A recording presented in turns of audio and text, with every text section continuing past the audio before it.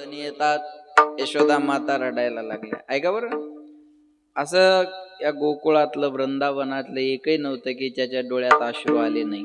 ऐका, तसा आपल्या महाराष्ट्राच्या या कारकिर्दीमध्ये 2 दिवसापूर्वीचा दिवस, या महाराष्ट्राचे उपमुख्यमंत्री आणि राष्ट्रवादी काँग्रेसचे राष्ट्रीय अध्यक्ष, 6 वेळ उपमुख्यमंत्री राहिलेला माणूस, राजकारणात असून सुद्धा प्रखड आणि होतं ते होतं, नाही ते नाही म्हणणारा माणूस, हे धाडस ज्यांच्यामध्ये होतं, ज्यांनी दिलेली वेळ कधी चुकवली नाही, पण ज्यांनी दिलेली वेळ पाळली ते अवेळी आपल्यामध्ये निघून गेले आणि सगळ्यांच्या डोळ्यात अश्रू आले. असं वाटत आहे आजही की अजितदादा गेलेले नाही, ते गेले या गोष्टीवर कुणाचा विश्वास बसत नाही. प्रत्येकाच्या डोळ्यात अश्रू होते महाराज, प्रत्येकाच्या डोळ्यात. बरोबर आहे ना? मी तर सांगेल, जो माणूस म्हणून जगतोय ना त्याच्या डोळ्यात अश्रू त्या दिवशी नक्की आले.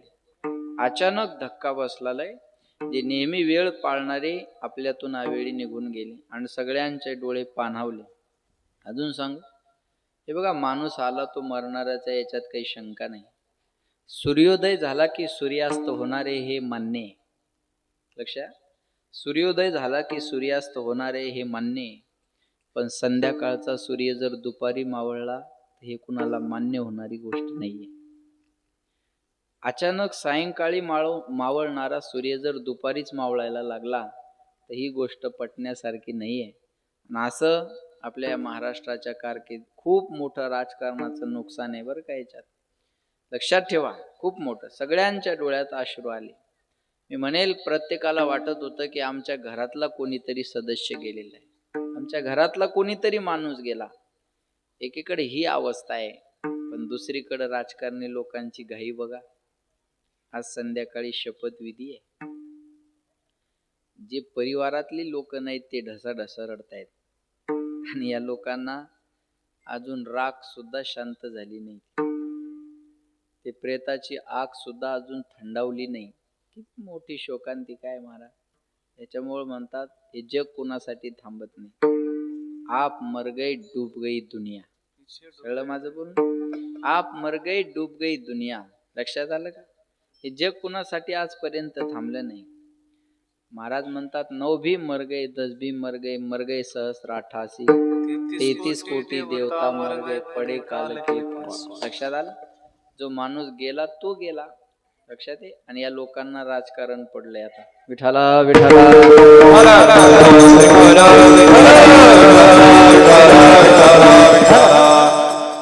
काय केल्यानंतर आपल्या मनाला कुठेतरी वेदना होतील, हे फार महत्वाचं आहे. पण सांगितलं गोपिकांनी, देवा तुम्हाला मथुरेला जायचंय ना? म्हटले हा. किती दिवसासाठी? तेव्हा यशोदा मातेने विचारल्यानंतर भगवंत म्हणले, 2 दिवसासाठी जायचंय मला. किती? ऐका बरं, 2 दिवसासाठी जायचंय. आई 2 दिवसाचा तर प्रश्न आहे. यशोदा माता म्हणे, बाळा तुला सोडून मी एक क्षण सुद्धा राहू शकत नाही, आणि 2 दिवस माझ्यासाठी काही कमी झाले? मग गोपिका काय म्हणतात ऐका, देवा तुम्हाला जायचं तर जा, पण तुमचा हा रथ जर तुम्हाला न्यायचा असेल ना, तो रथ पहिल्यांदा तुम्हाला आमच्या अंगावरून न्यावा लागेल. भूमी पडल्या व्रज बाळा. ऐका, जर जमिनीवर झोपल्या आणि सांगितलं हा रथ जर तुम्हाला न्यायचा असेल तर पहिल्यांदा आमच्या अंगावरून न्यावं लागेल. भगवंतानं कसं तरी समजावलं आणि सांगितलं, अहो 2 दिवसाचा तर प्रश्न आहे ना. 2 दिवस झाले, यात्रा झाली की मी माघारी येणारच आहे. पण ऐका, 2 दिवस जाणार म्हणून गेलेले भगवान श्रीकृष्ण पुन्हा वृंदावनात कधी माघारी आले नाही. याचा अर्थ आहे, जे बोलले ते केलं नाही, जे केलं ते बोलले. प्रभू रामचंद्राचं हे नव्हतं, एक वचनी एक पत्नी.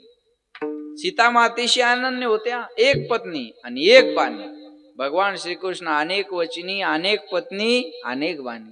आणि म्हणून भगवान श्रीकृष्णासारखं आपल्याला शक्य नाहीये राहणं. भगवान श्रीकृष्णासारखं वागणं शक्य आहे का? काही माणसं म्हणतात, देवानं तर चोरी केली, आपण केली, मग काय झालं? देवानं 12 गाव अग्नी गिळला होता, तू ढेपसा गिळ बरं, ढेपश्या. बरोबर आहे? देवाची बरोबरी करणं होणार आहे का? विठाला विठाला. म्हणून आपण या चरित्राचा आचार करायचा नाही तर उच्चार करायचा. आचार रामाच्या चरित्राचा करायचा. श्रावण महिन्यात पोथ्या लावायचे बघा. आणि ते नवरा जायचा हरिविजय ऐकायला आणि बायको जायची पांडव प्रताप ऐकायला. बायको पोथी ऐकून आली माऊली, आणि पोथी ऐकून आल्यानंतर लक्ष द्या माझ्याकडे, नवरा हरिविजय ऐकून आला आणि बायको पांडव प्रताप ऐकून आली. आणि यानं हरिविजय मध्ये ऐकलं एकट्या भगवान श्रीकृष्णाला 16,108 बायका होत्या. बेचैन झालं तेव्हापासून ते किती माग पडू म्हणे देवाच्या आपण. 16,108 कुठं ना आपली आताशी एक झाली म्हणे. बेचैन झाला, मन लागना कशात, मनच लागना. म्हणजे बायको म्हणे काय झालं एवढं नर्वस व्हायला? काय नाही ग म्हणे. अहो म्हणे एवढं नाराज कशासाठी झाले? सांगण्यासारखंच नाही म्हणे. अहो काय झालं ते तर सांगा, राग येईल म्हणे तुला सांगितल्यावर. नाही राग येणार, सांगा म्हणे. अगं म्हणे आज महाराजांना पोथीत असं सांगितलं, एकट्या भगवान श्रीकृष्णाला 16,108 बायका होत्या. मग कळलं तुम्हाला? मला वाटतं आणखी कळलं. बरोबर आहे ना, काही बोलायची गरजच नाही, है का नाही? ती म्हणे अहो तुमच्या पोथीत काहीच मजा आली नाही, आमच्या पोथीत लई मजा आली. नवरा म्हणे काय झालं? म्हणे राग येईन तुम्हाला सांगितल्यावर. नाही राग येणार, सांग म्हणे. म्हणे महाराजांना आमच्या पोथीत सांगितलं एकट्या द्रौपदीला म्हणे 5 पती होते. तो तुझ्याकडे राहू दे म्हणे, माझ्याकडे राहू दे.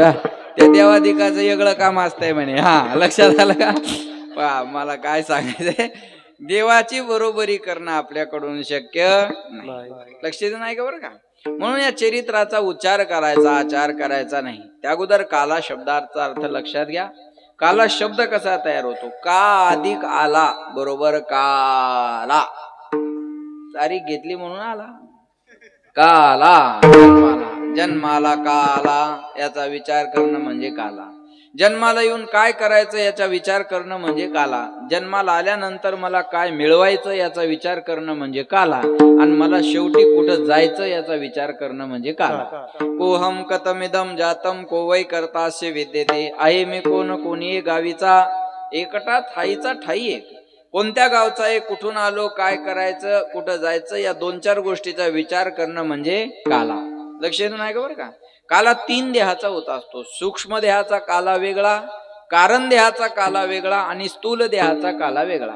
काला 3 पद्धतीचा होत असतो. दही भाताचा खिचडी काला 1, हरिनामाचा खिचडी काला 2, आणि तुका म्हणे काला कोठे अभेद देखिला, अभेदाचा काला 3.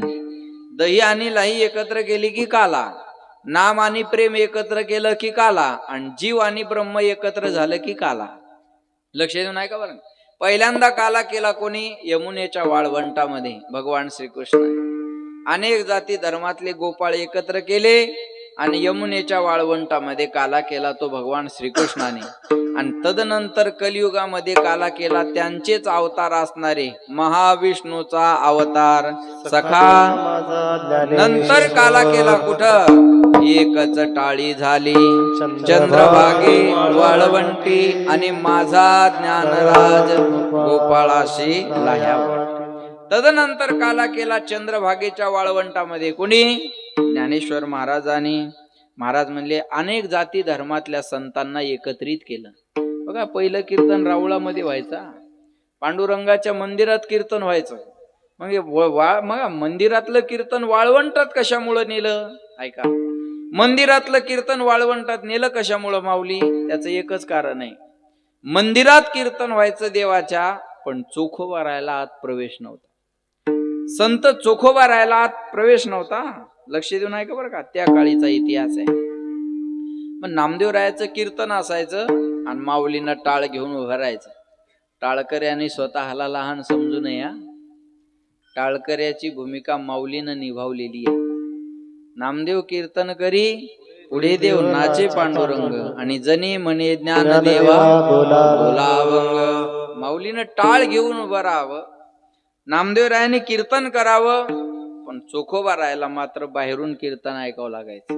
मग नामदेवरायाला आणि माऊलीला हे पटलं नाही. इतिहासात हे क्रांती केली ज्ञानोबरायानं. माऊलीला हे पटलं नाही. म्हटलं आपल्या चोखोबाला मंदिरात येता येत नाही ना कीर्तन ऐकायला? चोखोबा राहायला मंदिरात येण्यापासून अडवू शकतात, पण कीर्तन वाळवंटात न्यायला कोण अडवणार आहे? मग चोखोबा रायासाठी कीर्तनच वाळवंटात नेलं महाराज. लक्षात ठेवा, कीर्तनच वाळवंटामध्ये नेलं. आणि तेव्हा या जातीवादी लोकांना आग लावली. लक्षात ठेवा, या जातीवादाला, ह्या गोष्टीला त्या काळी माऊलीनं आग लावून दिली. लक्षात येते? म्हणून लक्षात ठेवा, कीर्तन वाळवंटामध्ये म्हणून म्हणतात, ज्ञानाबाई माझी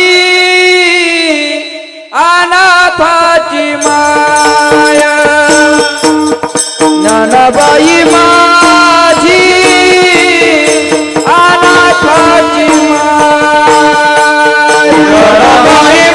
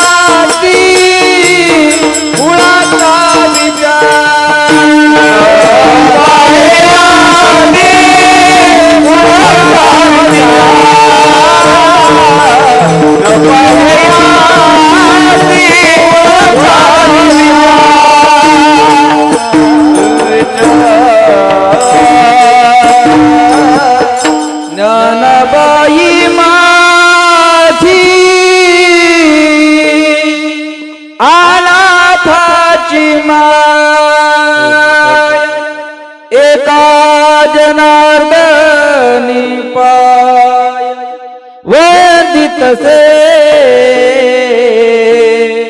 न पायाती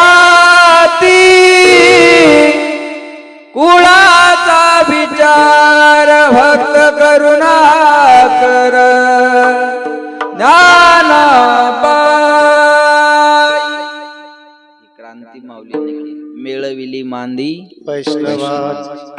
अनेक जाती धर्मातल्या लोकांना संतत्व कोण प्रदान केला असेल तर ज्ञानोबारायाने केला. ज्ञानोबारायाने काय केलं माहितीये का? प्रगट गुह्य बोले विश्व. मी हे कीर्तन करतोय ना, हे उपकार माऊलींचे.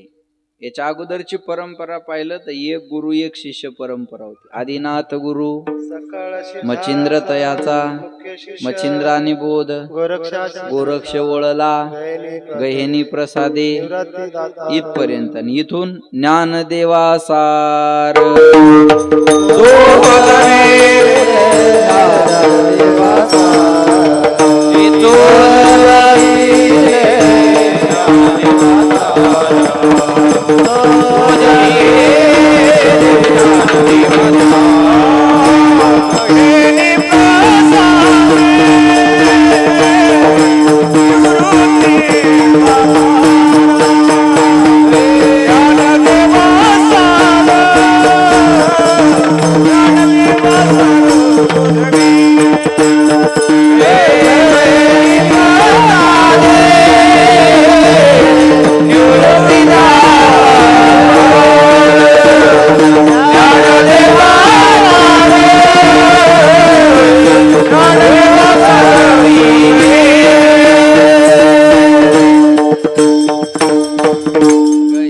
प्रसादी निवृत्ती दातार. बोला ज्ञानदेवा सार चोजविले. त्याच्या अगोदर लोपले ज्ञान जगी हित नेनती कोणी.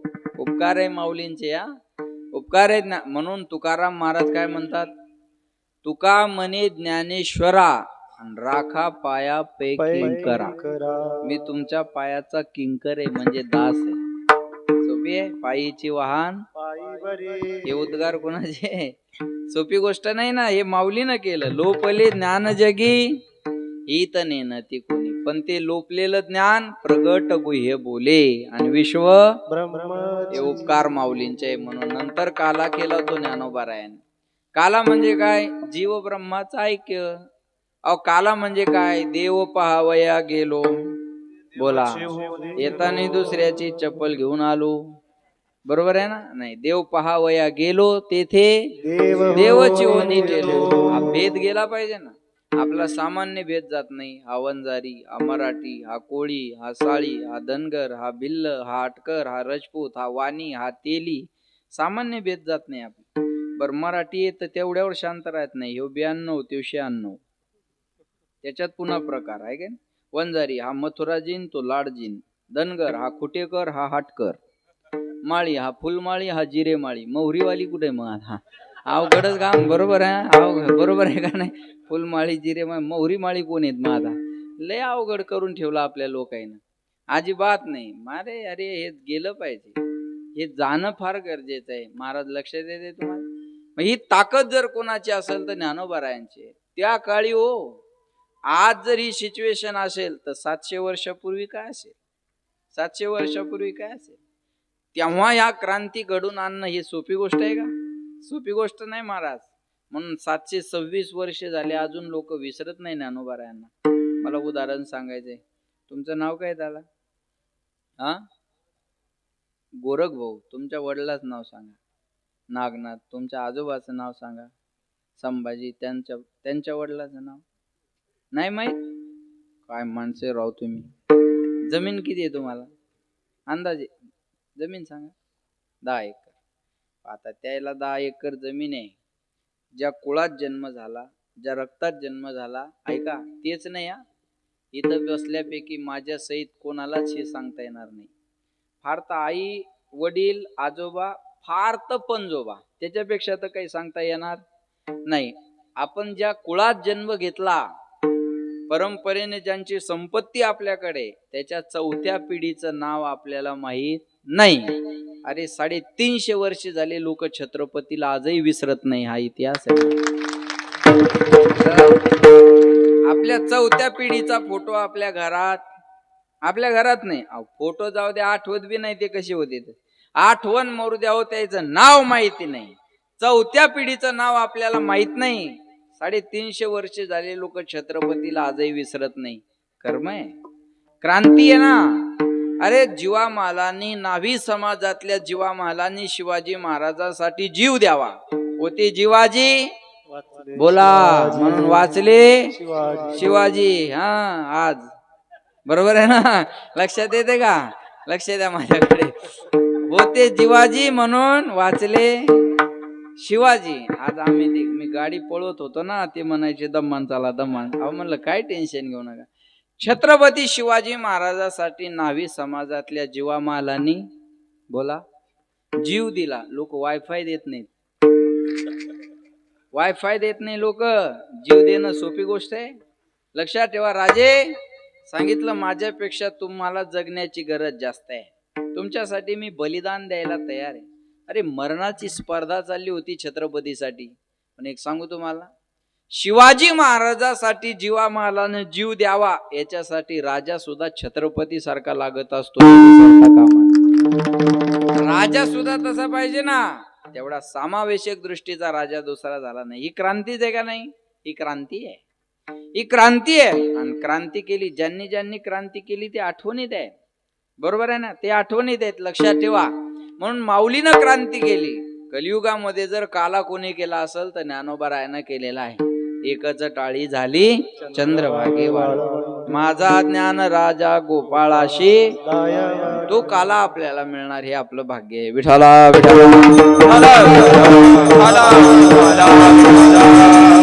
मथुरेचा राजा आहे कंस. कंसाची चुलत बहीण आहे देवकी. देवकी उपवर झाली आणि कंसानं आपल्या बहिणीचा विवाह करायचं ठरवलं. कोणाला द्यावी आपली बहीण? मग बालपणचे मित्र होते वसुदेव.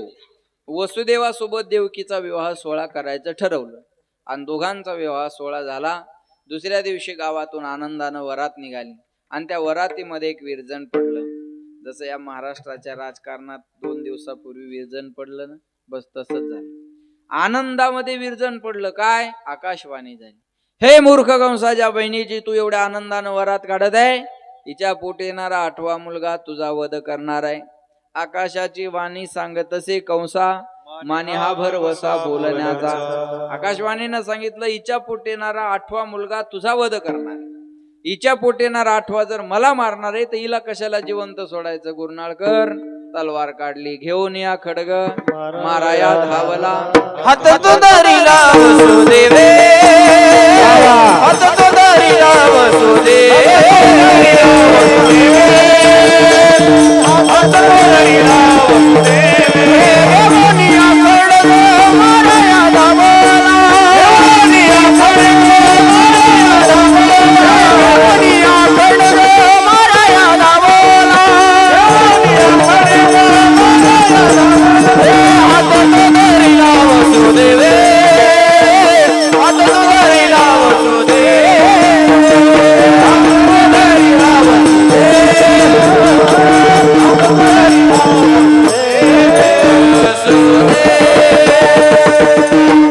घेऊन या खडग. खडग म्हणजे तलवारा. माराया धावला पण हात तो धरिला वसुदेवे. वसुदेवान हात धरला आणि सांगितलं, लय वेड्या, ही तुझी बहीण आहे.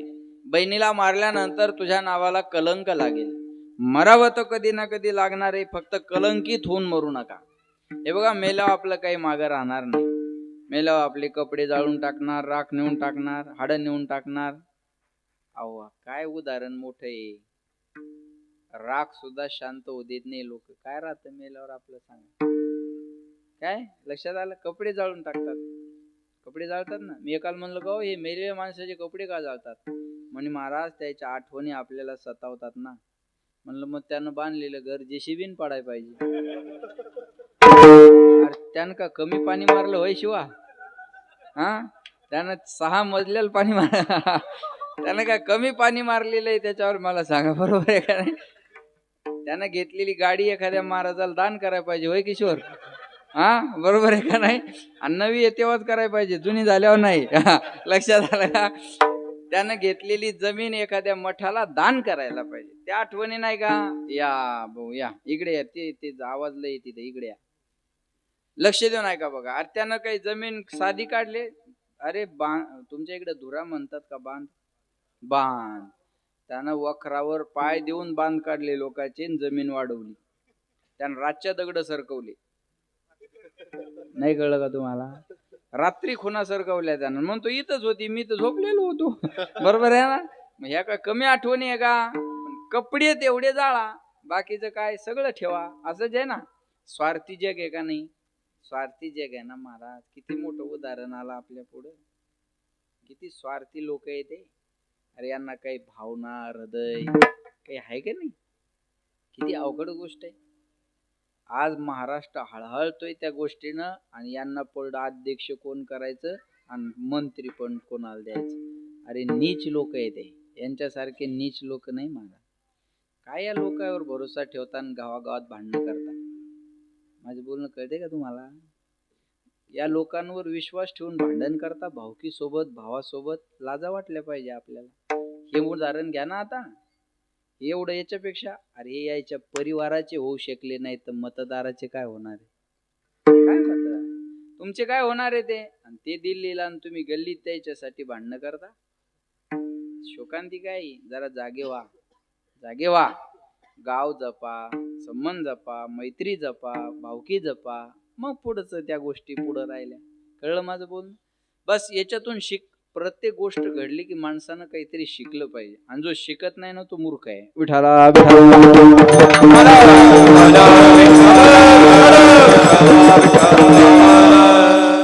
काय किती शोकांतिका आहे. मग काय राहणार आहे मेल्यावर? माग काही राहणार नाही मागे. लक्षात ठेवा, जिंदगी एक किराए का घर है, एक ना एक दिन बदलना पड़ेगा. मौत जब तुझको आवाज देगी, घर से बाहर निकलना पड़ेगा. बाप बेटे ये भाई भतीजे, तेरे साथी है सब जीते जी अपना आंगन उठाना पड़ेगा, अपने चौखट से टलना पड़ेगा। जिंदगी एक किराए का घर है, एक न एक दिन बदलना पड़ेगा। मौत जब तुझको आवाज देगी, घर से बाहर निकलना पड़ेगा। ऐसी हो जाएगी तेरी हालत, काम आएगी दौलत ना ताकत। छोड़कर अपनी ऊंची हवेली, तुझको बाहर निकलना पड़ेगा। जिंदगी एक किराए का घर है, एक न एक दिन बदलना पड़ेगा। उड़ जाएगा एक दिन पंछी रहेगा पिंजरा खाली। तू लाख हिफाजत कर ले, तू लाख करे रखवाली, उड़ जाएगा एक दिन पंछी रहेगा पिंजरा खाली। क्या भरोसा है इस जिंदगी का, क्या भरोसा है इस जिंदगी का। साथ देती नहीं, साथ देती नहीं, साथ देती नहीं किसी का। क्या भरोसा है इस जिंदगी का, क्या भरोसा है इस जिंदगी का। हम रहे ना मोहब्बत रहेगी, दास्तां अपनी दुनिया कहेगी। नाम रह जाएगा, नाम रह जाएगा आदमी का। क्या भरोसा है इस जिंदगी का, क्या भरोसा है इस जिंदगी का। कुछ पल की जिंदगानी, एक रोज सबको जाना। बरसों की तू क्यों सोचे, पल का नहीं ठिकाना। कुछ पल की जिंदगानी, मन है हरी कदर पर, मन में इसे बसा ले। करके तू कर्म अच्छे, कुछ पुण्य धन कमा ले। कर दान और धर्म तू शनिवार, कर दान और धर्म तू प्रभु को अगर है पाना। बरसों की तू क्यों सोचे, पल का नहीं ठिकाना। कुछ पल की जिंदगानी, एक रोज सबको जाना। बरसों की तू क्यों सोचे, पल का नहीं ठिकाना। कुछ पल की जिंदगानी, काही क्षणाचं जीवन, काही मागे राहणार नाही. लक्षात आहे, कर्म मागे राहतं, बाकी काही नाही. कर्मच मागे राहील. गेले ना दादा आपल्यातून, पण राहिलं काय, त्यांनी केलेलं कर्म. त्यांनी केलेलं कर्म बस एवढंच मागे राहत, बाकी काही मागे राहणार नाही. अरे म्हणले बहिणीचा हत्यार म्हणून लोक ओळखतील तुला, आणि तू राजा आहे. राजानं स्त्रीवर अन्याय करू नये हा शिष्टाचार आहे. म्हणून छत्रपती शिवाजी महाराजांना सुभेदाराची सून बोळवण करून पाठवली. ही आपली संस्कृती आहे. आणि तू बहिणीला मारल्यानंतर बहिणीचा हत्यारा म्हणून कलंक लागेल तुला. समजावून सांगितलं. समजावून सांगण्याच्या पद्धती आहे साम दाम दंडभेद. ज्याला जी भाषा कळेल त्याला त्या भाषेत सांगावं. लक्षात येते का? एखादा आरे म्हणला त्याला कारे म्हणलं पाहिजे. लोक लायकीत राहतात. आता गांधीजीचं सोडून द्या, ह्या गालात मारली की हो पुढं करा, त्याच्या दोन्ही थोवाडी धाना. आज जमाना हाय ते राहिलं नाही आता. बरोबर आहे. हा टाळ नुसता वाजवताच नाही आला पाहिजे, या टाळानं कधी कधी वाजवता बी आलं पाहिजे. झेंडा नुसता खांद्यावर घेऊन नाही चालता आला पाहिजे, कधी कधी तो उलटा सुद्धा फिरवता आला पाहिजे. मी सांगू तुम्हाला, मी मी मी लाईन सोडून बोलत नाही. भगवान श्रीकृष्णाजवळ जशी बासरी आहे तसं सुदर्शन बी आहे. भगवान श्रीकृष्ण नुसती बासरी वाजवतच नाही बसले, वेळ प्रसंगी सुदर्शनाला सुद्धा इशारा केला. भगवान शंकराजवळ डमरू आहे तसं त्रिशूळ पण आहे. डमरूच त्रिशूळाला बांधलेलं आहे. येणाऱ्यानं ठरूनच या. तुम्हाला डमरूचा आनंद घ्यायचा का त्रिशूळाचा प्रसाद घ्यायचा? भगवान लक्ष देऊन आहे का बा? हनुमंतरायाजवळ काय बोला, गदा आहे. एखादा गधा आला की गदा हाणलीच म्हणायचं. नाही कळलं का तुम्हाला? लक्षात येते का? एखादा गधा भेटला की त्याच्यावर गदा पडलीच असं समजायचं. मग आपल्या प्रत्येक देवाच्या हातात शस्त्रास्त्र आहे, एकमेव पांडुरंग सोडले तर. एकही देव असा नाही की त्याच्या देवाच्या हातात, एक देवी सुद्धा अशी नाही. नवदुर्गेच्या हातात काय शस्त्रास्त्र आहे का नाही? आपल्या दुर्गेच्या हातात व्हॉट्सअप. फक्त मेसेजच, फक्त किती राग आला तरी मेसेज, विठाला विठाला. आपल्या नवरात्रामध्ये 9 देवाचे रूप आहे ना, प्रत्येक रूपात प्रत्येक देवीच्या हातात शस्त्रास्त्र आहे ना. वय मावल्या हो, प्रत्येक देवीच्या हातात शस्त्रास्त्र आहे का नाही? हे कशासाठी? फोटो चांगला निघाव म्हणून? नाही नाही नाही नाही, ही शिकवण आहे समाजाला. अहो तुकाराम महाराज हे छत्रपती शिवाजी महाराजाचे कोण होते? बोला, गुरु होते. तुकाराम महाराज छत्रपतीचे गुरु होते, पण छत्रपतीला कधी तलवार ठेवण्याचा आग्रह नाही केला. सांगितलं, राजे, ज्याला आमच्या शास्त्राची भाषा कळणार नाही त्याला तुमच्या शस्त्राच्या भाषेनं सांगितल्याशिवाय राहू नका. शिवाजी महाराजाला काय टाळ वाजवत बसायला सांगितलं का तुकाराम महाराजानं? बघ, तुकाराम महाराज म्हणले, अमोल बुवा, तुकाराम महाराज म्हणले, राजे, आम्ही टाळ वाजवायचं काम करतो, तुम्ही फक्त वाजवायचं काम करा ना. कळतं का माझं बोलणं तुम्हाला? तुम्ही फक्त वाजवायचं काम करा. लक्षात आलं का? जिथल्या तिथं ज्या त्या गोष्टी महत्वाच्या आहे. आता तुम्ही सीमेवर गेले टाळ पकवाज घेऊन, पाकिस्तानच्या, ज्ञानबा तुकाराम, ज्ञानबा, एका गोळीत मरशील, तिथं काय आता ज्ञानबा तुकाराम आहे? तिथं AK-47 रायफल गन ह्याच गोष्टी पाहिजे. विठाला विठाला.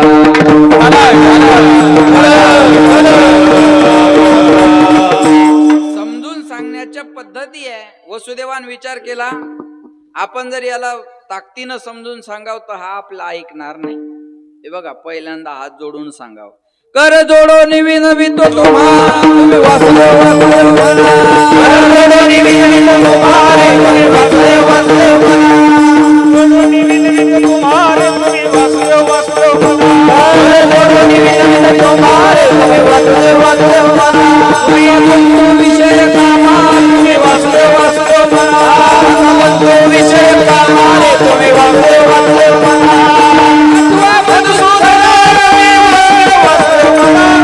वासुदेव वासुदेव म्हणा रे, तुम्ही वासुदेव वासुदेव म्हणा. वासुदेव वासुदेव म्हणा रे, तुम्ही वासुदेव वासुदेव म्हणा. तुम्ही वासुदेव वासुदेव म्हणा रे, तुम्ही वासुदेव वासुदेव म्हणा. वासुदेव वासुदेव म्हणा. कर जोडो निवी नवी तो तुम्हा, तुम्ही वासुदेव वासुदेव म्हणा. हात जोडून सांगितलं. नंतर हात जोडून नाही ऐकल्यावर, लागून या पाया विनवितो तुम्हाला, करे टाळी बोला मुखीना. पाया पडून सांगितलं, नाही ऐकलं मग सकाळच्या पाया माझे दंडवत. मग दंडवतच घातलं. दंडवत कळतं ना? दंडवत म्हणजे काठी जशी पडती तसं पडणं. लक्षात आलं का? काही माणसं दंडवत घालतात आणि असं आदर, सूर्य नमस्कार केला, कपडे लागले नाही, मळले नाही बाई, हे दंडवत थोडा. याला नाही, असं काठी पडते असं पडणं, याला म्हणायचं दंडवत. पहिल्यानं हात जोडून सांगितलं, लोकांना ऐकलं नाही. मग पाया पडून सांगितलं, लोकांनी ऐकलं नाही. मग दंडवत घातला, सकाळच्या पाया माझे दंडवत. ऐक नाही लोकांनी. मग महाराज म्हणले, किती सांगू तरी नायकती भटकीचे, पुढे शिंदळीचे रडते. नामाविन मुख सर्पाचे ते बीळ, जीवा नवे काळ सर्पा. शिव्या देऊन सुद्धा सांगितलं ना. ज्याला जी भाषा कळल त्याला त्या भाषेत सांगितलं पाहिजे. वसुदेवानं सांगितलं, अरे तुला हिच्यापासून भीती नाही ना, तिला होणाऱ्या मुलापासून भीती. मामाला दोघाला बंदी शाळेत ठेव, जे मुलं होतील ते तुला आणून देतो. बहिणीचा जीव वाचेल, शत्रू संपून जाईल, नावाला कलंक लागणार नाही. बटली गोष्ट, दोघाला बंदी शाळेत टाकलं. पहिला मुलगा झाला, घेऊन आले. कंसानं त्या निरागस मुलाकडे पहिल्यांदा आले. मला आठवा मारणारे, याला मारून काय करायचं, माघारी घेऊन जायला सांगितलं. पण नारदाला ही गोष्ट कळाली. नारद म्हणले, वेड्या, कोणताही पहिला होऊ शकतो आणि कोणताही आठवा होऊ शकतो. पुण्य सारावया कोणी कोणीकडे जाऊ शकतो आणि कोणी बी मुख्यमंत्री होऊ शकतो. असं भ्रमात राहूच नको तू. बस हे MIM सोबत बी जाऊ शकतात, यायचं काही खरं नाही महाराज. बरोबर आहे ना? लक्षात ठेवा. बघा, कोण कुणीकडे जाईल काही नेम आहे याचा. आणि पुन्हा म्हणतात राजकारणात कोणी कोणाचा शत्रू नसतो, कोणी कोणाचा. फिरवा शेंडीहून पाणी आमच्या विठाला बरोबर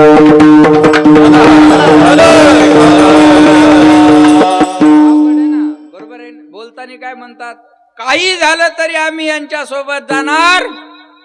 मतदार बंधू भगिनींनो, जिल्हा परिषद येता बरोबर आहे ना, कळतंय ना तुम्हाला. काही झालं तरी आम्ही अशा आणि हे अशा आणि प्रकारे आणि या आणि ठिकाणी ते आणि होऊ देणार नाही. हा बरोबर आहे ना. आणि मग निवडून आल्यावर काय म्हणतात, राजकारण म्हणजे सगळ्या गोष्टी चालत असतात. कोणी कोणाचं कायमचं शत्रू नसतं, कोणी कोणाचं कायमचं मित्र. चालत राहतं या गोष्टी. त्याला काय लक्षात आलं का. म्हणे कोणताही पैलान कोणताही आठवू शकतो. पुण्य सारावया भेटे देवर्षी, वधी बाळकाशी ठेवू नको. मुलाला घेऊन यायला सांगितलं, गरगर फिळवलं, शेळीवर आपटलं. असं 1 2 3 नाही. साही मारित दुराचारी, होताची प्रसूत नेऊन या देत. साही मारित दुराचारी, 7वा गर्भ योग मायनं रोहिणी मातेच्या उदरात नेऊन घातला. तो बलराम दादाचा. त्याचं दुसरं नाव आहे संकर्षण. इकडून तिकडं नेण्याच्या क्रियेला काय संकर्षण. बलराम दादाचा आता 8वा जन्माला येणार. देवकीचे तेज दिशे जैसा सूर्य, कंसाचे हृदय जळत असे. लख प्रकाश बंदी शाळेमध्ये पडला. 8 वर्षाची चतुर्भुज मूर्ती देवकी वसुदेव यांच्या समोर उभी राहिली. देवकी वसुदेवानं सांगितलं, देवा तुम्ही लहान होऊन जन्माला यावं म्हणून आम्ही तप केलं. तुम्ही 8 वर्षाचे झाल्यावर तुम्हाला आमचं पोरग कोण म्हणेल. भगवंत म्हणले मी लहान होणार आहे. अशा आणि प्रकारे मी लहान होणार आहे, पण त्या अगोदर मला तुम्हाला काहीतरी सांगायचंय. काय, माझा जन्म झाल्यावर मला इथं ठेवायचं नाही. नंदाच्या घराला माझं नाही गोकुळाला. नंदाच्या घराला माझं नाही गोकुळाला. नंदाच्या घराला माझं नाही गोकुळाला. नंदाच्या घराला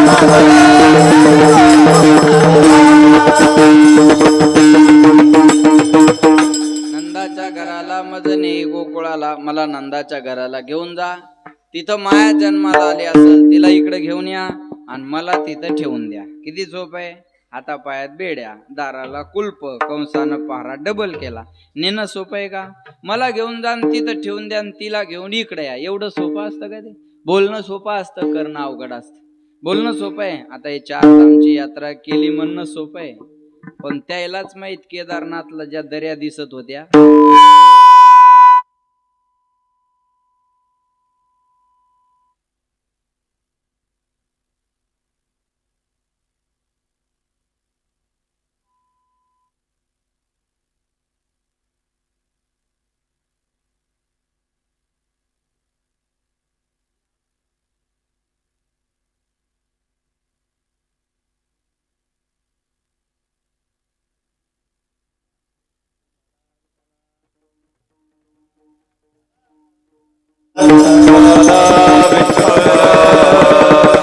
माझं चांगलं जमलं होतं रे. हॅलो, हे बघा दे याचा आवाज दे. Hello hello hello.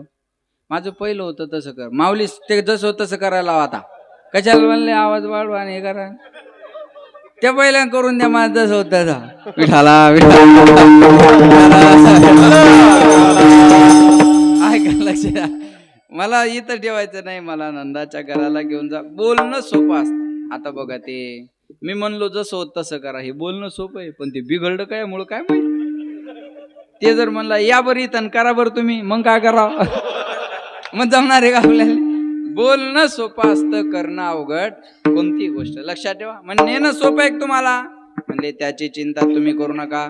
मी आल्यानंतर सर्व व्यवस्थित होईल. भगवंताने गर्भात प्रवेश केला आणि स्वर्गातले सर्व देव एकत्रित आले. देवकी वसुदेव यांच्यावर पुष्पवृष्टी करतात. मागे आवाज येतो का तिकडे. पुरुष मंडळ येते ना. मग जमलं की आता काही टेन्शन आहे. सर्वांनी हात वर करा. मग आवाज येतो का. करा हात वर सर्वांनी. करा सगळ्या महिला पुरुष सगळ्यांनी करा एकदम सरळ. याला इको द्या दाजी. दाजी इको वाढवा. स्वागतम कृष्ण स्वागतम कृष्ण स्वागतम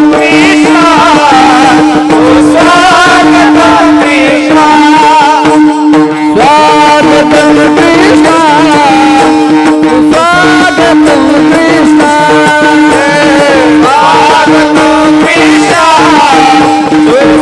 स्वागतम कृष्ण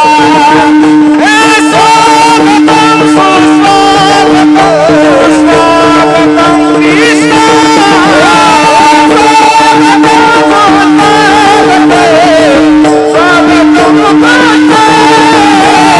स्वागतम